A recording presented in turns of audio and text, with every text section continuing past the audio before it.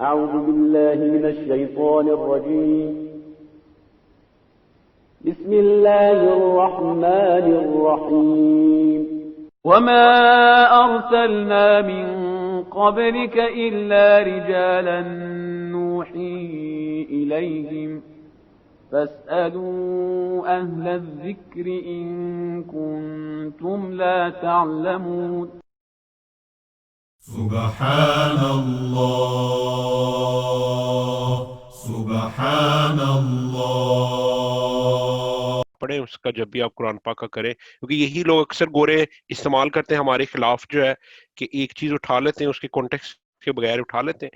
لیکن جو آپ نے کچھ بتائی ہیں، کچھ چیزیں جو آیات آئیں اور بعد میں منسوخ ہو گئی ہیں، جب ایک عام آدمی پڑھ رہا ہے تو اس کو مطلب کس طرح سے، کیونکہ ظاہر ہے قرآن ماشاء اللہ کتاب ہے، ماشاء اللہ پڑھتا جاتا ہے بندہ، اگر بندہ باقاعدہ نوٹس نہیں بنا رہا تو کچھ وہ ہو جاتا ہے، مطلب کیا منسوخ ہے اور کون سی آیت منسوخ ہو گئی ہیں، اس کو کس طرح کوئی نشانی ہے یا کوئی ایسی چیز بندہ آسانی سے اس کا جی دیکھ لیجیے. اس کے مفسرین نے جو تفسیریں لکھا ہے کہ یہ آیت منسوخ ہے، یا بعض ایسے قرآن ہیں ان کے شروع میں لسٹ بنا دی گئی ہے کہ فلاں فلاں آیت منسوخ ہے اور فلاں آیت اس کو نسخ کرنے والی ہے، اور اس فہرست سے، اس لسٹ سے آپ جو ہے جان سکتے ہیں. اور پھر اگر آپ تھوڑا بہت دین سے متعلق جان بوجھ رکھتا ہو تو اس سے خود بھی پتہ چل سکتا ہے کہ یہ چیز تو زندگی میں جو ہے، یہ جو ہم نماز پڑھ رہے ہیں یا روزہ رکھ رہے ہیں، دوسرے کام یہ تو قرآن سے مخالف جا رہی. پتہ چل جاتا ہے کہ ظاہر یہ آیت منسوخ ہو گئی تھی، اس وجہ سے نئی آیت اس کی جگہ آ گئی تھی اور نئی آیت کے اوپر ہم عمل کر رہے ہیں، یہ جو ہے اس کا قانون جو ہے وہ ختم ہو گیا. جی. اور یہ مطلب متفقہ ہے کہ یہ کچھ آیات جو منسوخ ہے ہر اس میں مطلب جو یہ نہیں، متفقہ نہیں، اتفاق سے. یہ بڑی اچھا اچھی بات کی آپ. اچھا جو 100% اتفاق ہے نا، وہ ایک آیت ہے صرف کہ یہ آیت جو ہے منسوخ ہے. یہ آیت میں نے اب جو پڑھی تھی کہ جب بھی پیغمبر کے پاس جاؤ تو صدقہ دو تم، یہ آیت جو ہے وہ منسوخ ہے. ورنہ جو ہے ناسخ اور منسوخ کے بارے میں جو ہے وہ اختلاف پایا جاتا ہے. بلکہ بعض لوگ اس کو بھی کہتے ہیں کہ یہ اصل آیت منسوخ ہے ہی نہیں ہے، یہ صرف مسلمانوں کو جھنجھوڑنے کے لیے آئی تھی کہ بھائی خرچہ مال بھی خرچ کرنا ہے، کہ یہ نہیں ہے کہ جو ہے مفت والا کام ہو، کہ یہ نمازیں پڑھنی ہو تو سارے لائن میں آگے پیچھے کھڑے ہیں، دن رات نمازیں پڑھ رہے ہیں، لیکن جب کہا جاتا ہے کہ پیسے خرچ کرو تو سارے پیچھے ہٹ جاتے ہیں. یہ صرف بتانے کے لیے آئی ہے کہ نہیں بھائی جی، صرف نمازیں پڑھنی کافی نہیں ہے، خرچہ بھی کرنا. لہٰذا اچھا منسوخ ہے مولانا، ہی نہیں اس میں یہ ہر زمانے میں. جی ذرا میں مکمل کر لوں. بلکہ یہ ہر زمانے میں کہ یہ آیت منسوخ ہوئی نہیں، ہر زمانے میں کہ بھائی یہ لوگوں کے ٹائم کا خیال رکھو کہ جو ہے وہ ہر وقت کسی کے پاس نہ چلے جایا کرو، اور لوگوں کے پاس دیر تک نہ بیٹھو، ان سے پوچھو، اور کسی کے پاس اگر جا رہے ہو تو بجانے سے پہلے پوچھو، کسی سے کوئی بات کر رہے ہو تو اس سے پوچھو کہ میں آپ کو ڈسٹرب تو نہیں کر رہا، آپ فارغ ہیں. تو یہ قرآن کی آیت بتا رہی ہے، لہٰذا منسوخ ہے ہی نہیں ہے یہ آیت. جی بسم اللہ. جی آپ بات کر رہے تھے ندیم صاحب. اچھا مولانا، اسی سلسلے کو آگے بڑھاتے ہوئے جو آیات فقہ جعفریہ والوں کے لیے منسوخ ہیں اور جو فقہ حنفیہ یا دوسرے مسالک کے لیے منسوخ ہیں، ان کے اپنے اپنے بزرگوں نے یہ کس نے یہ طے کیا ہے، کس نے بتایا؟ ہمارے تو چلیں ایک ہمارا وہ ایمان ہے کہ اہل بیت میں یا ائمہ کرام نے ہمیں بتا دیا ہوگا کہ جی یہ والی آیتیں اس طرح سے ہیں. تو یہ کس طرح سے، کس نے طے کیا؟ اس کے لیے اتھارٹی کیا ہے؟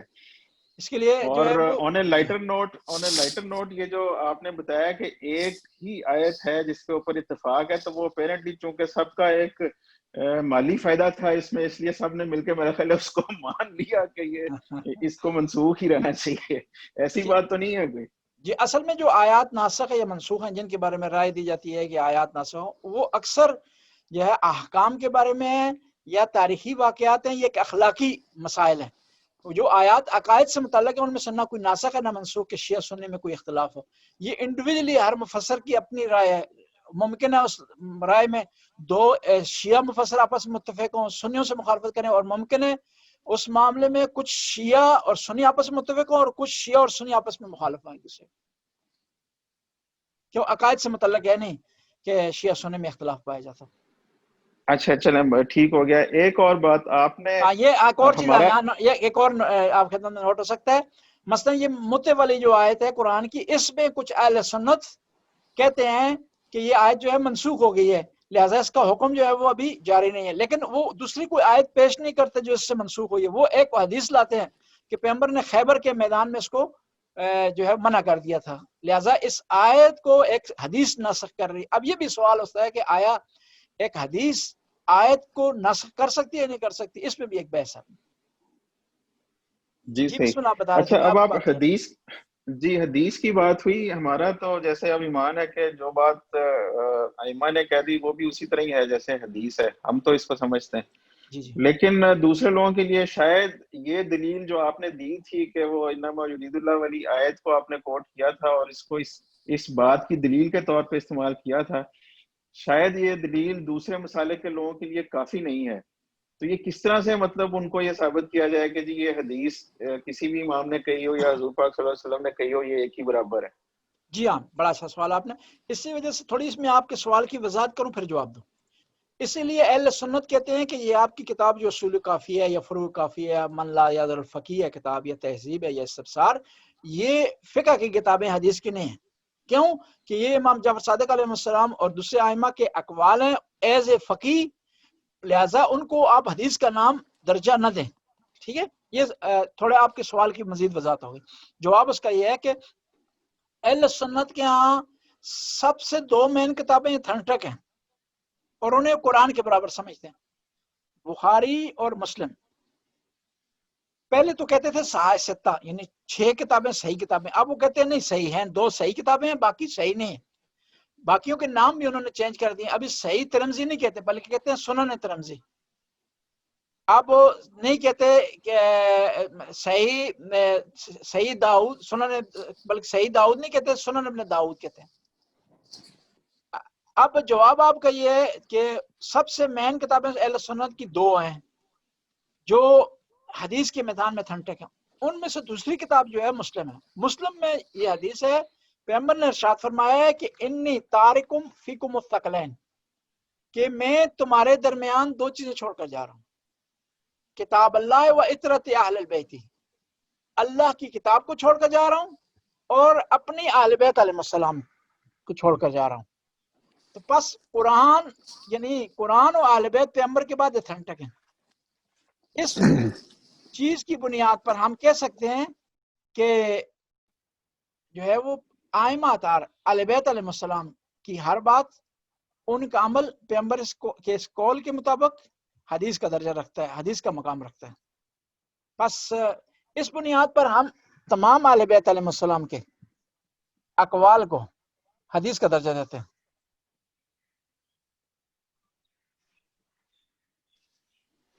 یہ آپ کو السلام علیکم. جی سمجھ آ گئی ہے؟ آپ کو یہ کلیئر ہو گیا مسئلہ یا مزید وضاحت کروں؟ اور جی نہیں مجھے تو کلیئر چلیں ہو گیا، لیکن یہ جو حدیث ہے میرا ایشو یہ تھا کہ شاید یہ والی دلیل دوسرے لوگوں کے لیے کافی نہیں ہے. مجھے ابھی بھی کافی نہیں لگ رہی نہیں، میں آپ کو آنیسٹلی اسپیکنگ. جی ہاں جی، دوسرے لوگوں کے لیے نہیں، پھر وضاحت کرتا ہوں. کیونکہ قرآن کو مکمل طور پر سمجھنے کے لیے ضروری ہے کہ پیغمبر کے حدیث کی طرف رجوع کیا جائے، اور حدیث یہ متفق علیہ ہے شیعہ کے درمیان اور سنیوں کے درمیان، دونوں کو مانتے ہیں اس حدیث کو کہ پیغمبر نے فرمایا کہ میں اپنے بعد 2 چیزیں چھوڑ کر جا رہا ہوں، قرآن و اہل بیت. بس وہ مانتے ہیں اس حدیث کو. جب اس حدیث کو مانتے ہیں تو جتنی ایتھنٹسٹی قرآن کو حاصل ہے اتنی اہل بیت علیہ السلام کی بات کو حاصل ہے. اب قرآن کو کس لیے چھوڑا پیغمبر نے؟ کہ ہم اس سے ہدایت حاصل کریں. اس لیے چھوڑا کہ مشکل میں اس کی طرف رجوع کریں. اس لیے قرآن کو پیغمبر نے چھوڑا تاکہ ہمیں کسی مسئلے کی سمجھ نہ آ رہی ہے تو قرآن سے اس کا حل چیزیں، اور ساتھ اہل بیت کو چھوڑا. جب جو چیزیں قرآن جو کردار ادا کر رہا ہے وہی کردار اہل بیت علیہ السلام. بس یہ ہو نہیں سکتا کہ پیغمبر کہیں 2 چیزیں چھوڑ کر جا رہا ہوں، دونوں کی طرف تو رجوع کرنا ہے، ان میں سے ایک معصوم اور دوسری معصوم نہ ہو، ایک ہدایت دے رہی ہے دوسری ہدایت نہ دے رہی ہو، ایک ایتھنٹک ہو اس کو ویلیو حاصل ہو، وہ جو ہے ویلیو فل ہو اور دوسری ویلیو فل نہ ہو، ایک ہمارے لیے حجت تو دوسری حجت نہ ہو. بس قرآن اگر حجت ہے تو اہل بیت بھی حجت ہے، قرآن اگر معصوم ہے تو اہل بیت معصوم ہے. جی جی اس سے پتہ کیا ہے، اس سے ایک کاؤنٹر آرگومنٹ جنم لیتا ہے. وہ یہ کہتے ہیں کہ آپ ائمہ کو نبی کے برابر چونکہ رکھتے ہیں اس لیے ائمہ کا ماننا ایسے ہی ہے جیسے نبوت کا آگے تسلسل. وہ یہ کہتے ہیں، کئی لوگ جو بڑے سخت قسم کے ان کے وہ ہیں، وہ یہ کہتے ہیں کہ جی جب وہ کوئی بات کرتے ہیں نا کہ جی شیعہ کافر ہیں، تو اس میں ایک آرگومنٹ یہ دے دیتے ہیں کہ جی آپ کہہ تو دیتے ہیں کہ جی نبی آخری نبی ہے محمد صلی اللہ علیہ وسلم، لیکن اصل میں آپ ائمہ کو بھی اتنا ہی درجہ دیتے ہیں، ان کی بات کو بھی اتنی ہی چونکہ ویلیو دیتے ہیں، اس لیے ان پرنسپل یا عملاً آپ نبوت کا تسلسل آگے لے کے چلے جاتے ہیں ائمہ تک. جی تو یہ ہمیں مطلب کیا یہ کہنا مطلب ضروری ہے کہ جی ان کی بات بالکل نبی کی بات کے برابر ہے، حالانکہ اتھینٹسٹی کی حد تک آپ کی بات بالکل ٹھیک ہے، کیا یہ کہنا بھی مناسب ہوگا کہ ان کی بات ویسی ہی ہے جیسے ان کی بات؟ جی اصل میں جو ایک یہاں پہ ایک اور چیز وضاحت کروں، ائمہ کا جو حدیث ہے وہ دو طرح کی ہے. ایک حدیث تو وہ بیان نبی سے کرتے ہیں، اور بعض اوقات اس کا واسطہ بیان کرتے ہیں، بعض اوقات اس کا سند اس کی بیان نہیں کرتے راوی. امام جعفر صادق علیہ السلام سے سوال یہ ہے کہ آپ جو چیز بیان کرتے ہیں یہ کیا ہے، کہاں سے بیان کرتے ہیں؟ فرماتے ہیں کہ امام جعفر صادق علیہ السلام کہ کلامنا کلام جدنا رسول اللہ، ہم جو بات کر رہے ہیں اپنے جد امجد رسول اللہ سے بات کرتے ہیں، ان سے بیان کر رہے ہیں. اور بعض اوقات واسطہ بیان کرتے ہیں، بعض اوقات نہیں بیان کرتے. یہ ایک مسئلہ. دوسرا مسئلہ یہ ہے کہ ہم جو ہے ساری چیزوں میں ائمہ کو نبی کے برابر نہیں سمجھتے، نبوت میں نبی کے برابر نہیں سمجھتے، قرآن کے نزول میں نبی کے برابر نہیں سمجھتے، وہی رسالی کے نزول میں نبی کے برابر نہیں سمجھتے. بس فرق ہے امام اور نبی میں کچھ چیزیں ہاں مشترک ہیں، معصوم ہونا مشترک ہے، بات کا حجت ہونا مشترک ہے، گناہوں سے پاک ہونا مشترک ہے نبی کے ساتھ. لیکن جبرائیل جو قرآن لے کر آتے تھے نبی کریم پر، وہ امام علی پر نہیں آتے تھے. جبرائیل جو قرآن لے کر آتے تھے نبی کریم پر، وہ بی فاطمہ زہرا سلام اللہ علیہ پر نہیں آتے تھے. بس فرق ہے ائمہ اطہار علیہ السلام میں اور نبی کریم کی ذات مبارک میں. جس طرح نبی کریم نے خود ارشاد فرمایا یا علی انت منی بمنزلۃ ہارون من موسیٰ الا لا نبی بعدی، اے علی تجھ کو مجھ سے وہ نسبت ہے جو موسیٰ اور ہارون کو سی تھی، لیکن میرے بعد کوئی نبی نہیں آئے. یہاں تک بات ہے کہ ہم ائمہ کو انبیاء دوسرے انبیاء سے خاتم الانبیاء کے علاوہ افضل سمجھتے ہیں. اس کی دلیلیں ہمارے پاس. اس کی ایک دلیل ہے من کنت مولا فاز علی المولا، کہ جس جس کا میں مولا ہوں اس کا علی مولا. یہاں سوال ہوتا ہے کہ پیغمبر پاک آدم کے مولا ہیں یا نہیں، نوح کے مولا ہیں یا نہیں، ابراہیم کے مولا ہیں یا نہیں. بس جب نبی کریم ابراہیم کے مولا ہیں، حضرت نوح کے مولا ہیں، تو جہاں جہاں نبی کریم مولا ہے وہاں علی علیہ السلام مولا ہے. پھر دوسری دلیل ہمارے پاس یہ ہے کہ پیغمبر نے بلکہ قرآن نے کہا کہ علی نفس نبی ہیں، یعنی نبی کی جان ہے. قل تعالوا ندعو ابناءنا وابناءکم ونساءنا ونساءکم وانفسنا وانفسکم. وہ نفس نبی قرار بے دیے شک. گے علی علیہ السلام کو. اور نفس نبی تمام انبیاء سے افضل ہے. اگر ہم نفس نبی کو جی تمام انبیاء کے برابر سمجھیں تو پھر افضلیت معنی نہیں رکھتی، خاتمیت معنی نہیں رکھتی، اور سید الرسل ہونا معنی نہیں رکھتا. جی ٹھیک تو پس ٹھیک ہم ہے. جو کہہ رہے ہیں کہ ائمہ اطہار علیہ السلام کی جو حدیث ہے وہ حجت ہے، اس سے لازم بھی نہیں آتا کہ جو ہے یہ ائمہ اطہار انبیاء ہیں یا نبی ہیں، اس سے لازم نہیں آتا. ہاں اس سے معصوم ہونا لازم آتا ہے، ہاں اس سے گناہوں کا پاک ہونا لازم آتا ہے، ان کی بات کا حجت ہونا لازم آتا ہے. اور دوسری جو آیت ہے قرآن کی انما یرید اللہ لیذھب عنکم الرجس، اس سے دلیل تھوڑی کی وضاحت ضروری ہے کہ قرآن نے کہہ دی ہے کہ اہل بیت ہر قسم کے گناہ سے پاک ہیں. ٹھیک ہے جی. اب آدمی جی جو گناہ سے پاک ہو تو اس کی بات بھی گناہ سے پاک ہوگی نا، اس کا ٹھیک عمل ہے. بھی تو گناہ سے پاک ہوگا نا. وہ کسی جی بات کی اگر تائید کر رہا ہے تو وہ بھی گناہ سے پاک ہوگی، اگر کسی بات کو ریجیکٹ کر رہا ہے اس میں خطا سے پاک. جو آدمی گناہ سے پاک ہو، اس کی بات گناہ سے پاک ہو، اس کا عمل گناہ سے پاک ہو، اس کو فالو کرنے میں کیا حرج ہے؟ اس کی بات کو ماننے میں کیا حرج ہے؟ کوئی حرج نہیں. اس کی بات حجت ہو سکتی ہر فیلڈ میں. ایک آدمی کسی سے مشورہ کر رہے ہیں اور آپ کو یقین ہے کہ اس کی 80% باتیں صحیح ہوتی ہیں، تو آپ اس کی بات پر عمل کریں گے، اس کی بات پر مشورہ کریں گے، اس کی بات کو حجت مانیں گے آپ. تو ائمہ اطہار علیہ السلام جب گناہ سے پاک ہیں ہر لحاظ سے، تو ان کی بات بھی گناہ سے پاک ہے. جب گناہ سے پاک ہے یہی معنی حدیث کا ہونا ہے، یہی معنی قرآن کی آیت کا ہونا ہے. ہم قرآن پر کیوں عمل کرتے ہیں؟ ان میں سے ایک دلیل یہ کہ کیونکہ قرآن کی بات گناہ سے پاک ہے، غلطی سے پاک ہے، اس میں مسٹیک کی گنجائش نہیں. بالکل ٹھیک. بہت اچھا بتایا مولانا آپ نے، شکریہ. قبلہ تھوڑی سی رہنمائی فرما دیجئے گا. جی بسم میرا اللہ نام جی. سرفراز چیمہ ہے جی. آپ نے پہلے درس میں ارشاد فرمایا تھا کہ قرآن پاک کی پنجابی میں تفاسیر موجود ہیں، کیا وہ سیف الملوک یا ہیر بادشاہ کی شکل میں موجود ہیں یا کسی کا نام بتا دیجیے گا، نمبر 1۔ اور دوسرا نمبر، کیا ناسخ منسوخ آیات جو ہیں انسان کے لیے گمراہی کا سبب ہیں یا کیا ہے؟ مہربانی، شکریہ جی۔ آپ کی خدمت میں عرض کروں کہ یہ جو تفسیر پنجابی میں موجود ہیں، اس کی میرے پاس ایک لسٹ ہے پوری فہرست نا، وہ میں آپ کو گروپ میں ڈال دوں گا۔ ابھی جو ہے میں آپ کو فہرست بیان کروں تفصیل سے تو وہ مشکل ہو جائے گا، اور یہ وارث یا سیف الملوک کی صورت میں نہیں ہے، وہ ایک عرفانی کلام ہے، ایک فقر کا کلام ہے، لیکن خود مستقل جو ہے تفسیریں ہیں اور ترجمہ ہے پنجابی میں۔ اس میں جو ہے بعض ابھی بھی لکھنؤ کی یا حیدرآباد دکن کی لائبریری میں موجود ہیں، اور بعض جو ہے وہ ضائع ہو چکی ہیں، اور بعض کو چرا کر ہمارا جو ہے وہ کیا ہے انگریز لے گئے، اس میں برٹش لائبریری میں پڑی ہوئی ہے۔ یہ بات۔ دوسرا آپ کا کیا سوال تھا جی؟ ناسخ منسوخ کیا یہ جی جو آیات ناسخ و منسوخ ہیں کیا انسان کو گمراہ کرتی ہیں یا کیسے اس کو سمجھنا چاہیے؟ جی، جو آدمی سمجھدار ہے، قرآن کو سمجھتا ہے، قرآن کی تہ تک جاتا ہے، یا خود سمجھدار نہیں ہے، ایسے آدمی کی طرف رجوع کرتا ہے کہ جو آدمی سمجھدار ہے، قرآن سے متعلق جانکاری رکھتا ہے، اس کو گمراہ نہیں کرتے۔ لیکن ایک ان پڑھ آدمی، ایک جاہل آدمی قرآن کو جو ایک سائڈ کو لے لے دوسری آیت کو نہ لے، اس کو گمراہ بھی کر سکتے ہیں۔ جس طرح وہ لا تقربوا الصلاۃ وانتم سکارى آیت، پہلی آیت کو اگر لے لے تو ظاہر اس کو گمراہ کرے گی آیت۔ تو ان کو گوروں کا یہی ہے کہ ان کو اصل میں پتہ نہیں ہے، یا بس اتنا سا کہ جی 4 شادیاں، جی ان کو تو ایک ٹائم پہ 4 کر سکتے ہیں۔ بہرحال وہ کافی اچھی تھی۔ دوسری جو بات ہوتی ہے وہ یہ میری اکثر بات ہوتی ہے کہ میں کہتا ہوں کہ مطلب یہاں پہ کئی گوروں سے میری بات ہوتی ہے تو وہ یہ کہتے ہیں کہ کئیوں کو میں ملا ہوں جو کہتے ہیں کہ سگریٹ اسموکنگ کرتے ہیں، تو وہ کہتے ہیں ہم نے اسموکنگ چھوڑی کہ جی ہم نے کتاب پڑھ لی، وہ پڑھ کے بس ایسا اثر ہوا کہ اسموکنگ چھوڑ دی، اور کتاب پڑھ لی تو یہ جناب 2012 میں کتاب۔ تو میں کہتا ہوں کہ یار کتابیں پڑھ کے آپ اسموکنگ چھوڑ دی، آپ نے جسم پر اثرات جو ہوتے ہیں وہ آپ نے چھوڑ دی ہے، اور میں کہ میں جو ایک کتاب پڑھ کے اگر اللہ پہ ایمان لا رہا ہوں اور یہ اپنی روح پر جو عذاب آنے ان سے بچنے کے لیے میں اگر عمل کر رہا ہوں اس پہ، تو میں کہا ہم پہ اعتراض کری جاتے ہیں وہ تو بار۔ لیکن یہ کہ یہ وہ آپ جو ٹاپک تھا کہ یہ کانٹیکسٹ بہت ضروری ہے کسی بھی آیت کا اور کسی بھی چیز کو ایکسپلین کرنے کے لیے، تو میں تو بیسیکلی یہی ہے کہ اگر کانٹیکسٹ کے بغیر بات ہو تو اس میں وہ پھر ان کو بھی گمراہ کر سکتی ہے، ہمیں بھی گمراہ کر سکتی ہے ایز اے مسلم۔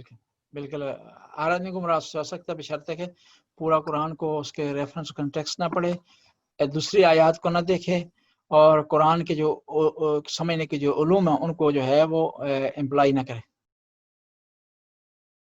اور یہاں تک جو بات ہے 4 شادیوں والی، اس میں جو ہے وہ وہی بات آپ کی کہ وہ ایک بات کو لے رہے ہیں، پوری آیت کو نہیں پڑھ رہے، اور اس کے علاوہ اس آیت میں جو الفاظ استعمال ہیں اس کو نہیں سمجھ رہے۔ پہلا تو یہ ہے کہ ہم نے دیکھنا ہے کہ جس معاشرے میں یہ آیت نازل ہوئی وہ کس قسم کا تھا۔ اس معاشرے میں یہ آیت نازل ہوئی ہے کہ جہاں لوگ 10 20 30 شادیاں کر کے بیٹھے ہوئے تھے، بلکہ شادی کا رواج ہی نہیں تھا۔ ان کو قرآن نے کہا کہ نہیں 20 10 نہ کرو، 15 نہ کرو، 8 نہ کرو، 6 نہ کرو، 4 پر رک جاؤ۔ یعنی ان کو قرآن لایا ہے کس سے؟ 20 سے 30 سے 4 پر، یہ ایک۔ اور پھر ساتھ ایک شرط، کڑی شرط لگا دی کہ تم 4 شادیاں کرو بشرطے کہ تم عدل قائم کر سکو، تم جسٹس قائم کر سکو، اگر نہیں کر سکتے ہو تو نہ کرو۔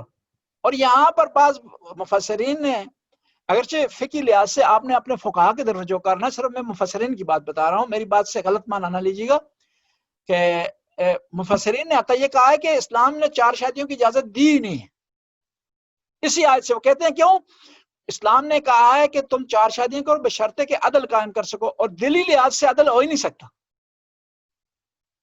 کہ انسان چاروں کو سیم محبت دے، چاروں کو سیم پسند کرے، سیم چاروں سے محبت کرے، یہ ہو نہیں سکتا۔ بس قرآن نے ایک ٹیکنیک سے مسلمانوں کو روکا ہے، ایک ٹیکنیک کے ذریعے، جس طرح ہوتا ہے نا کہ آپ کسی کو کسی چیز دینا نہیں چاہتے، اس پر شرطیں لگا دیتے ہیں، ٹھیک ہے، کہ آپ جو کہہ رہے ہیں کہ بھائی یہ درس میں وہ شرکت کرے گا جو صبح 9 بجے اٹھے گا، جس کا مطلب ہے سخت شرط لگا رہے ہیں، گویا آپ چاہتے ہیں کہ شرکت نہ ہو جی۔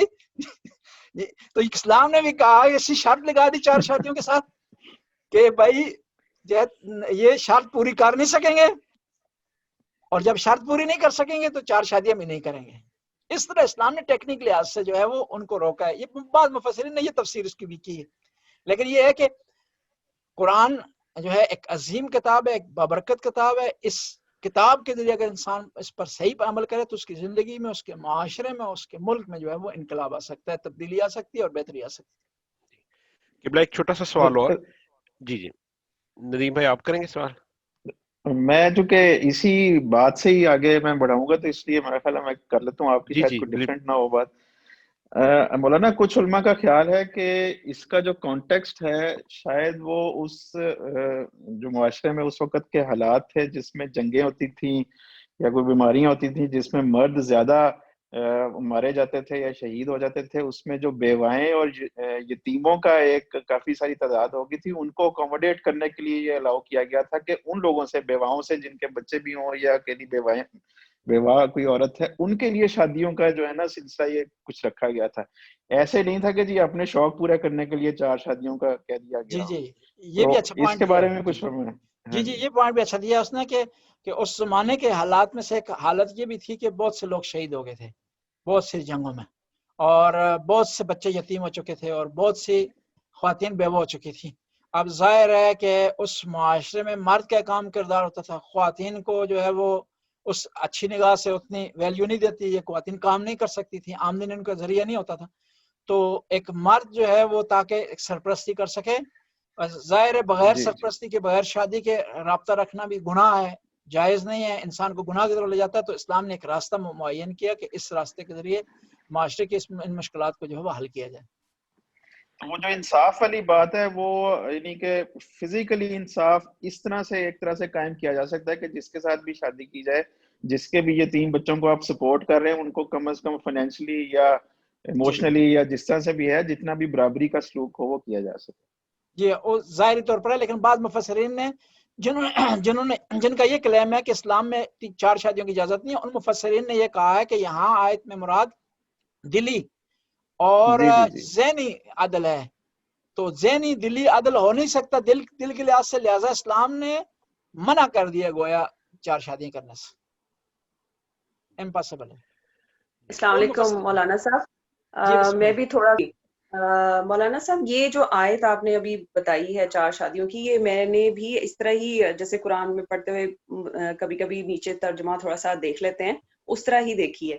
لیکن مجھے یہ یاد ہے کہ یہ پوری آیت اس طرح سے ہے کہ آپ وضاحت کریں گے, ظاہر ہے مجھے اب جتنا یاد ہے وہ میں بتا رہی ہوں کہ 4 شادیاں تم کر سکتے ہو اس صورت میں کہ انصاف کر سکو, عدل کر سکو, جو کہ تم نہیں کر سکتے. اس سے اگلی آیت یہ ہے جو کہ تم نہیں کر سکتے, کیا ایسے ہی ہے؟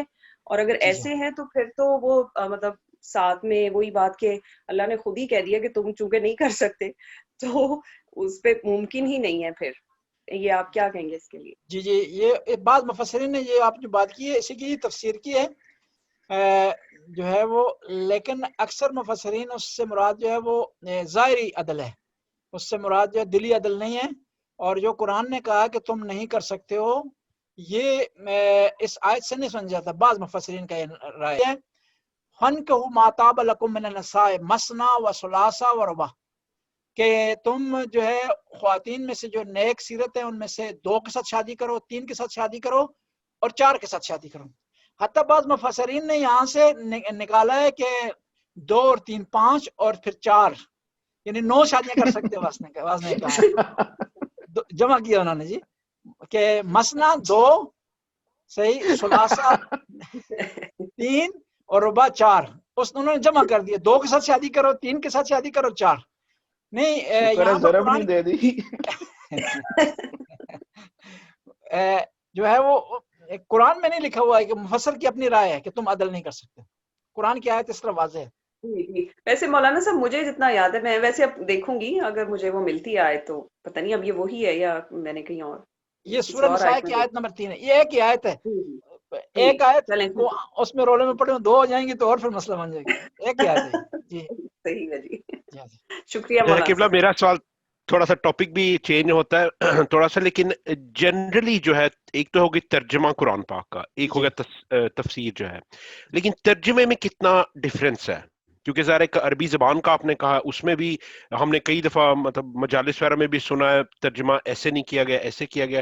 تو اس میں جنرلی جو قرآن کی زبان ہے اس میں ترجمے میں کس طرح ڈفرینس ہے؟ مختلف قرآن کا جو ترجمہ ہے نا, تو قرآن کا جو ترجمہ ہے وہ آپ نے ڈیپینڈ کرتا ہے آیات، اخلاقی آیات ہیں، اخلاقی آیات زیادہ فرق نہیں ہے اس میں، عقائد کی آیات میں فرق ہے زیادہ تر، یا تاریخی حوالے سے بعض آیات کے معنی میں فرق ہے، اور جو عقائد میں فرق ہے شیعہ اور سنی میں، وہ جو مسائل اختلافی ہیں شیعہ اور سنی میں، انہیں میں اختلاف ترجمے پایا جاتا ہے۔ مثال کے طور پر وضو کی آیت ہے، ہم جو ہے وہ شیعہ مسح کرتے ہیں پاؤں کا، وہ دھوتے ہیں، تو وہاں پر انہوں نے دھونے کا ترجمہ کیا، ہم نے مسح کا ترجمہ کیا۔ یا اور آیتیں امامت والی آیات، انہوں نے وہاں پر جو ہے وہ اس کو اور ترجمہ کیا، ہم نے اپنا جو ہے ترجمہ کیا، ہم نے وہ ترجمہ کیا جو ائمہ اہل بیت علیہ السلام سے لیا، انہوں نے جو اپنی مرضی کے مطابق استعمال کر لی۔ تو وضو والی آپ نے بات کی، ایک بعض میں نے ایک دو قرآن میں ایسے بھی دیکھا ہے کہ وہ لکھ دیتے ہیں کیونکہ ومسحو کے ساتھ ہی دونوں سر بھی آ جاتا ہے اور پاؤں کا بھی ذکر آ جاتا ہے، تو وہ مسح ہی بنتا ہے اصل میں دیکھا جائے۔ جی جی تو جو تھوڑے سے زیادہ ایماندار وہ ہیں وہ کیا کرتے ہیں کہ بریکٹ میں لکھ دیتے ہیں کہ دھو لو، جی جی ترجمے میں وہ اسی طرح کرتے ہیں، بریکٹ میں ساتھ دھونے کا ذکر کر دیتے ہیں۔ جی وہ یہ بات بڑی آپ نے پیاری کی ہے کہ عربی جو قواعد ہیں، عربی جو رولز ہیں لٹریچر کے، گرامر ہے، اس کی نگاہ سے اس کا مسح ہی بنتا ہے مانا۔ جی جی بالکل بالکل جی جی، اور پھر ائمہ اطہار علیہ السلام کی سیرت بھی اسی پر ہے، اور اب وہ اس کی مختلف توجیہاں کرتے ہیں۔ وہ کہتے ہیں کہ بعض اوقات دھونا اور مسح ایک ہوتا ہے، جب تھوڑا پانی لگائے نا تو مسح ہو جاتا ہے، ٹھیک ہے، حالانکہ وہ پاؤں میں تھوڑا پانی نہیں لگاتے، ٹھیک ٹھاک پانی لگاتے ہیں، وہ ساری جگہ وہ پانی ہو جاتی ہے جی، جہاں پانی سے ہو وہ جاتی وضو ہے۔ کر جی کے اٹھتے ہیں وہ پاؤں کی وجہ سے ہی ہوتی ہے زیادہ۔ جی اور پھر وہ بعض جگہ جہاں پہ یہ واش بیسن ہوتا ہے وہ بڑی مشکل سے ٹانگ اٹھا کے اس کے اندر سنک کے اندر رکھتے ہیں، اور پھر مطلب بڑا ڈینجرس کام ہوتا ہے جو وہ کر رہے ہوتے ہیں۔ جو میں یہاں اسکول پہ جا رہا تھا تو وہاں پر وہ گوروں نے آخر میں وہ واش بیسن ہی بند کر دیا تھا کہ یہاں مسلمان پتہ نہیں کیا کرتے ہیں کہ سارا نیچے گیلا ہو جاتا ہے۔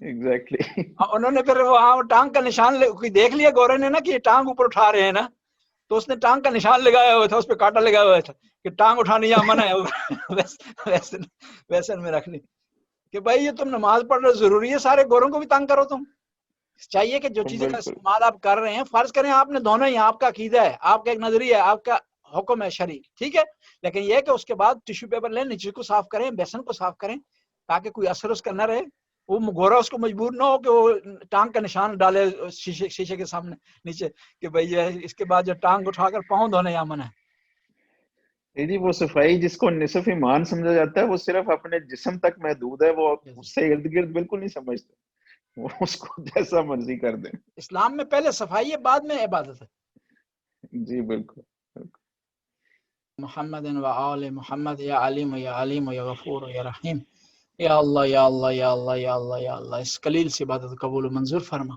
ہمارے گناہوں سے درگزر فرما، یا اللہ جو مومنین مومنات پروگرام میں شرکت کر رہے ہیں ان کی توفیقات میں اضافہ فرما، ان کے رزق میں وسعت عطا فرما، اولاد کو نیک اور صالح بنا، مرحومین کی مغفرت فرما، ان کے درجات کو بلند فرما، یا اللہ تیری بارگاہ میں عاجزی سے عرض کرتے ہیں، یا اللہ اس درس کو آگے بڑھانے کی، قائم و دائم رکھنے کی توفیق عطا فرما، یا اللہ اس باتوں میں جو خطا ہوئی ہے اسے معاف فرما، یا اللہ تیری بارگاہ میں عاجزی سے عرض کرتے ہیں حاضرین کے لاحقین مرحومین مرحومات کی مغفرت فرما۔ آخر میں ایک دفعہ سورہ فاتحہ کی تلاوت فرمائیں۔ بسم اللہ الرحمن الرحیم، الحمدللہ رب العالمین، الرحمن الرحیم، مالک یوم الدین، ایاک نعبد و ایاک نستعین، اهدنا الصراط المستقیم، صراط الذین انعمت علیہم غیر المغضوب علیہم ولا الضالین۔ بسم اللہ الرحمن الرحیم، قل هو اللہ احد اللہ الصمد لم یلد ولم یولد ولم یکن له کفوا احد۔ اللهم صل على محمد